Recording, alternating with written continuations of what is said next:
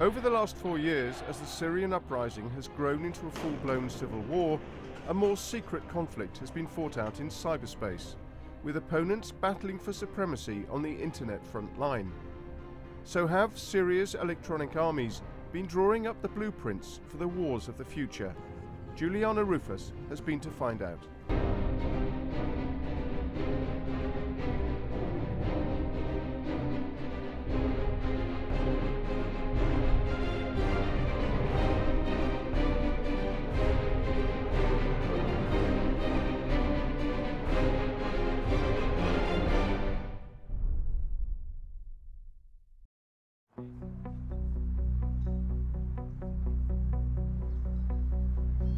It's been mere months since the French capital was hit by a wave of ISIL-inspired terrorism, famously targeting the magazine Charlie Hebdo and a Jewish supermarket. But unbeknownst to the world, more strikes were underway. Computer hackers were planning a massive cyber attack. The target, TV5 Monde, a global network of 12 French language channels. April the 8th, 2015, was to be the launch of this new lifestyle channel aimed at the Middle East.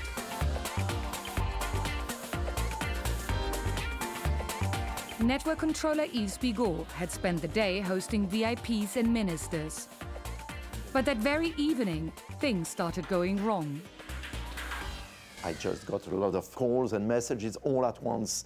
First and most important of all of our 12 TV channels went, dark screen, which is the worst that can happen when you work in television. TV5's internet sites, apps, and social networks were also down. They were replaced by messages from a cyber caliphate. It seemed clear that the hack was carried out in retaliation against the French military's involvement in the Middle East. Inside the machines, the viruses continued to work, not just to take the channel off air, but to destroy it as a broadcast entity. This is an attack that was very powerful, that was hugely financed, and took huge knowledge of our broadcasting systems. So how did a TV station in France end up getting taken down by hackers? And did they really have ISIL links? This was the start of our investigation into Syria's cyber war, following a series of events that began 4 years ago when Syrians rose up against President Assad. Early 2011. The Arab Spring is sweeping across the region. In Syria, demonstrators are demanding for President Assad to go.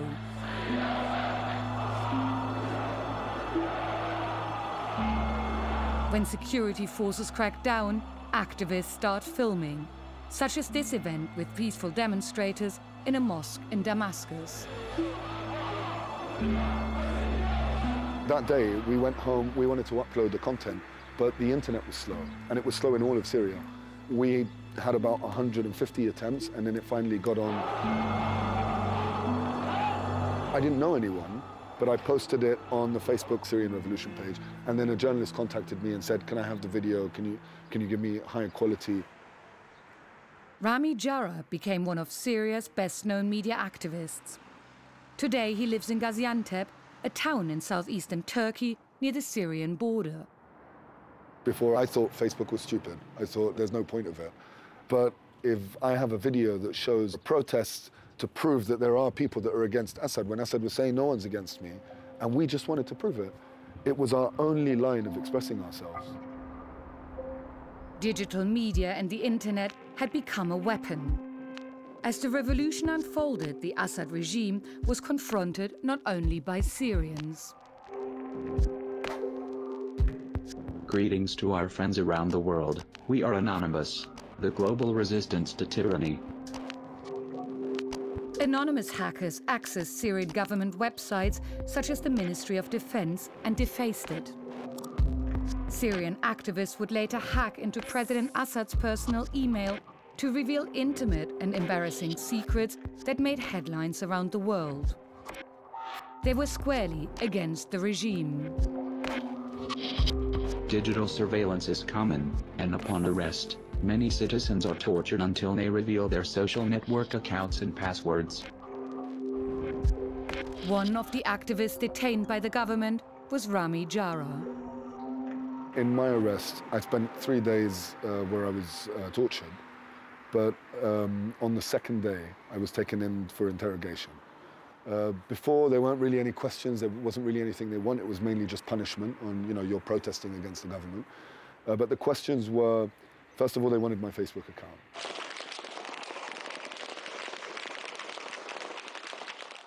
Inside Syria, the demonstrations had spread and the levels of violence increased. And suddenly the Syrian internet, which had always been painfully slow, improved. The security agencies had realized the role the internet was playing in mobilizing people and started using it against the activists.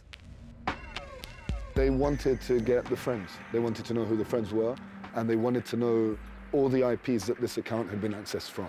So if I'd gone into my Facebook account or my Gmail account, if I'd done that from Carbon, from a certain media office, and it's a secret media office, then they knew where that media office was, and then they would start cracking down on all those houses.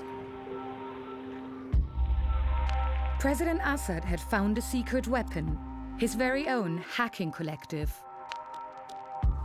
The Syrian Electronic Army. Nation. Honor. Loyalty. They were positioning themselves in clear opposition to Anonymous, targeting not only activists, but also international media organizations perceived to be biased against the regime. If you approached us even a little bit, then you should await your complete annihilation. We managed to make contact with a Syrian hacker, whom the Electronic Army tried to recruit. What did they want you to do? They wanted me to do with the software intelligence of the equipment they had. So I said, okay, I'll think about it. He said we can monitor 8,000 IP addresses per second now. We have this technology. Our informant tells us not only was the hacker's base extremely well equipped with technology, but also that generous salaries were offered to those who joined. Then he plays us a clip of an Assad speech where the president refers to the Electronic Army as a real army in a virtual war. Assad had clearly understood the importance of cyberwar. We look at the internet since first day of hacking. It's a weapon. You have a weapon. You have 2 programming languages. You are a hacker officially if you want to be. You have the whole world. You have all the guns you need. One of the Syrian Electronic Army's most powerful weapons came from France. It's a so-called Trojan, a software that installs itself into people's computers and spies on them without them ever noticing its presence. Jean-Pierre Leseur, a young French computer whiz kid, started coding this software when he was still in his teens. He called it Dark Comet. He tells me his goal was to make a name for himself, and like other developers at the time, he uploaded the software for free. C'était plutôt une bonne mentalité. C'était justement se perfectionner dans un domaine qui était en pleine expansion et non pas nuire. Jean-Pierre says he learned from a newspaper article that Dark Comet was used by the Syrian government against activists. C'était pas du tout dans une optique d'être utilisé par des gouvernements. Ça c'est quelque chose qui m'a totalement dépassé et les autres aussi, en fait. Ce n'était pas le but et ça, jamais j'aurais pu penser ça car normalement, c'est les militaires qui développent leur propre logiciel et ils n'utilisent pas ce qui existe et en plus qui est déjà gratuit. Jean-Pierre offers to show me how Dark Comet works. In Syria, pro-Assad hackers had disguised the spying program as a Skype security update to trick activists into clicking it. I've just got a message here which says, sorry, program could not run normally, please try again later. Yes, exactly. Generally, hackers use fake message to not be suspected. Okay, so I press OK, as everybody would do. Yes. And now it's gone. And then I can see the connection between you and me. And then what happens next? I can do anything I want. So as you can see, now I can see your computer entirely. So I can even open something like start menu, go to computer. I control everything. I can do whatever I want. All right? I can open the CD door. I can see that you have a Google account called Juliana in Paris 2. I've just created that, yeah. You just created, and the password is my secret password. So, so you've basically stolen my password already? But Jean-Pierre can go further. As well as looking at my computer, he can also spy on me. So you can actually watch me on your computer through my camera, and I don't even see that it's running? Exactly. So, hello, I hacked your computer. So you can hear what I'm saying, and I can also press the button capture. Then I can listen what you're saying at real time. So basically, if I don't know that you're there, and I'm talking into my computer, you can listen to everything. It's like if your drive was my drive. So you've completely taken control of my computer, basically. Absolutely, yes. Yes.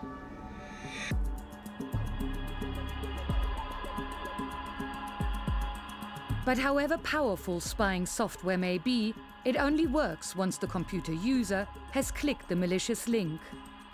In response to the ever greater number of attacks, a cybersecurity industry has emerged. Laura Galante is a senior threat intelligence analyst with FireEye. Her research shows a whole new way in which Dark Comet has been used on the battlefield. Laura explains that Syrian opposition fighters were contacted via Facebook or matchmaking sites by seemingly beautiful women. This is a perfect example of social engineering that is so targeted and narrowly focused that they're almost guaranteed to get their victim. In this case, you have Syrian opposition fighters away from home, probably not a whole lot of contact, right? So with a seemingly interested and flirtatious Skype message, it's a trick that's gone since the beginning of time, right? We're just now seeing it in the network dimension. Since the early days of anti-Assad protests, Syria has become engulfed in a full-blown war. What FireEye uncovered is how pro-regime hackers accessed 31,000 Skype conversations, many relating to the Battle of Khaybar el-Ghazaleh, a military encounter in 2013, during which opposition forces lost access to crucial supply routes. What we saw stolen around that battle and the discussions around it were very granular details around the planning. So 700 or 800 members of the opposition would be involved. The calculation of how many munitions were needed per person, the Excel spreadsheets that laid out the formula for creating that. The hacked material contains some advanced strategic battle planning. This, for example, is the pen markings that one of the opposition victims is drawing onto what looks like a Google Map kind of phone snapshot that he uploaded into a Skype conversation while talking to another victim. And as these two opposition members discuss what the offensive line's going to look like, what's this battle going to look like, they're planning for the kind of very tactical, take this hill, move around this corner, that type of level of direction that would be needed to plan a successful operation. It is clear that since the early days of the revolution, pro-Assad hackers have become much more capable. On the Syrian Electronic Army website, the group not only brags about hacking opposition military leaders, but also the countries who support them. Websites belonging to governments and ministries in Qatar, Saudi Arabia, and Turkey have all been hacked, and diplomatic and strategic secrets were revealed.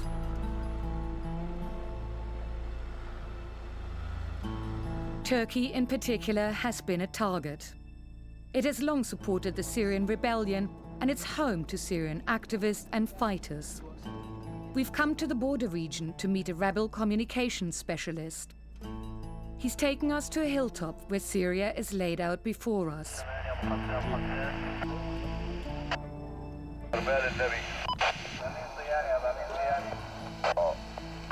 Oh, this is FSA. Okay, so those are your people. Yes.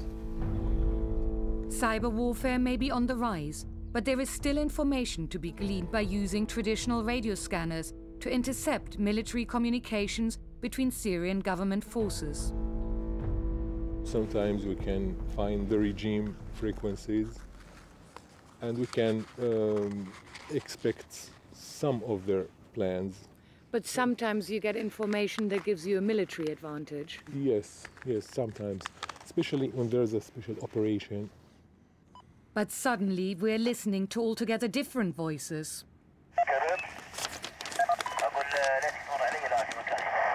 This may be ISIS. Maybe this one is ISIS. Because they have different accents than the Syrian. They're foreign fighters. Yes, I think so.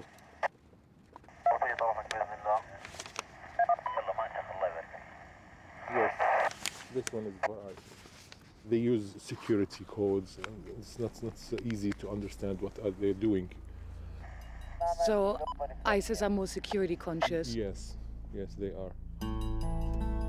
It is here in Kilis that many Western jihadis crossed into Syria to go and fight with ISIL, attracted by the group's vast and sophisticated social media output. Earlier this year, this brought Anonymous back on the scene with a rather grandiose message. ISIS, we will hunt you, take down your sites, accounts, emails, and expose you. Anonymous published over 900 ISIL Twitter accounts, websites, and emails, leading to their closure. You will be treated like a virus, and we are the cure. But it is from inside Syria that a much less known and far more courageous digital protest is carried out. Activists who once confronted President Assad now live in ISIL-controlled territory. I have arranged to meet a group called Raqqa is being slaughtered silently, or RSS. Under huge risk, they record images of daily life and smuggle them out via a tightly controlled system of encrypted servers. Their goal is to bring media attention to the ISIL-controlled areas where almost all journalists have been arrested. الشاب عم يصور من الشارع لأنه نحن عم ننشر داعش عم تقول ما في أي إعلاميين بالرقة، فنحن عم نصورها من الشوارع الرئيسية بالرقة لحتى ننشرها على الإنترنت لنثبت عكس كلامهم. To prevent ISIL from gaining information about the size of the reporter or the time of the day, they blanked out his shadow. An ISIL patrol van passes by, and the reporter is nearly caught. The group's response upon publication of the clip was immediate. لما نشرنا الفيديو داعش فورا نشر صورة من التويتر ل5 شاشات عم يدرسوا فيها الفيديوين. نحن نشرنا فيديو ثاني بهذاك اليوم عم يدرسوا فيها الفيديوين، محاولين انه يعرفوا اي ساعة تصور، شو طول الشاب، يحاولوا يعرفوا اي تفاصيل لحتى يعرفوا مين المصور اللي صور الفيديو. RSS work is incredibly risky. When the campaign was launched, ISIL arrested 70 people simply for changing their Facebook picture to the RSS logo. And last year, ISIL executed one of the campaign's founders, al-Mu'taz Bilal Ibrahim. احنا ما بنحارب داعش بشكل مباشر لانها داعش، ما بنحارب النصرة لانها نصرة، يعني ما بنحارب الفصيل لانه هو هذا الفصيل، لا، نحن عم نحارب فكر متطرف دخل المجتمع السوري وهو دخيل على المجتمع السوري ما جزء منه.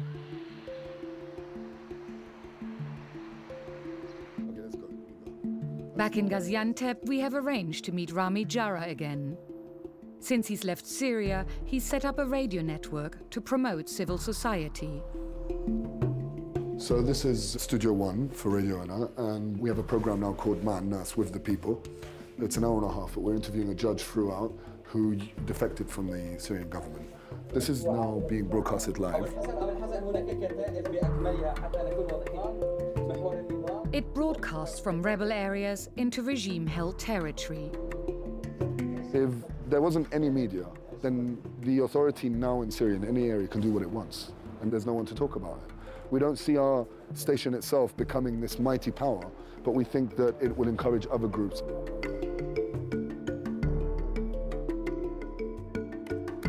Up on the roof, Rami Jara and his radio Anna crew are assembling a new internet-based transmission system that they plan to secretly smuggle across the border. Do you think the cyber element of the Syrian conflict is going to be a blueprint for future conflicts to come? Definitely. I think that the Syrian government made a very clever decision. They took it very seriously. They weren't advanced before the conflict. But just after the conflict began, the uprising began, we could see the difference. We could see how they advanced themselves. And it was obvious that they were getting help. What do you think should happen to foreign companies who came and supplied the regime with that expertise? I think they should be dealt with very firmly. I think the company should be banned from selling in that region altogether or something. There should be some sort of consequence.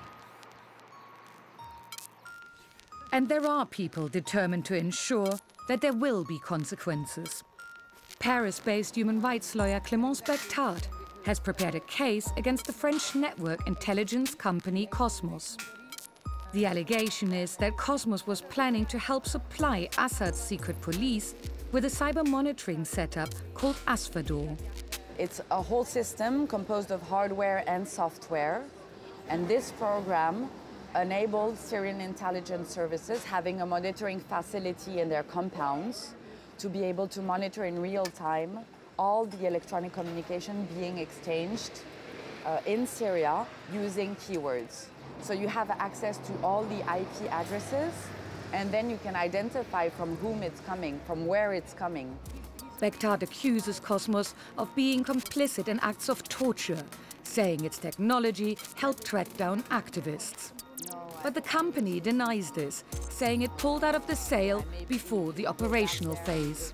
The case has now gone before the Paris Court's War Crimes Unit, where the investigating judge has made Cosmos an assisted witness, thereby forcing the company to speak in court and under oath. Bectard hopes that the next step will be a formal indictment.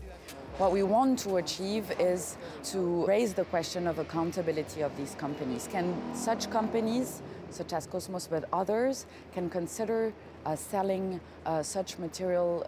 Can they do so without being held accountable, without any kind of regulation, any kind of control, and continue to sell these types of equipments to regimes which use them to better repress human rights defenders and activists? Back at TV5 Monde, the investigation has taken a surprising turn.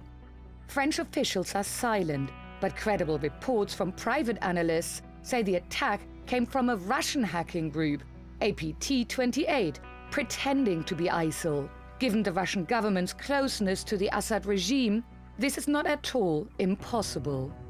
Do you think we're entering a new era of hacking and electronic warfare? Oh yeah, that's for sure.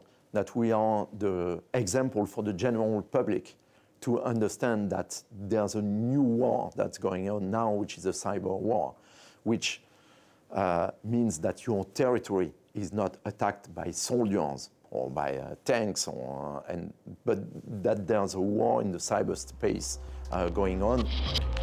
As the Syrian revolution descended into a brutal war, the rest of the world watched on from a position of safety. But cyber war respects no borders.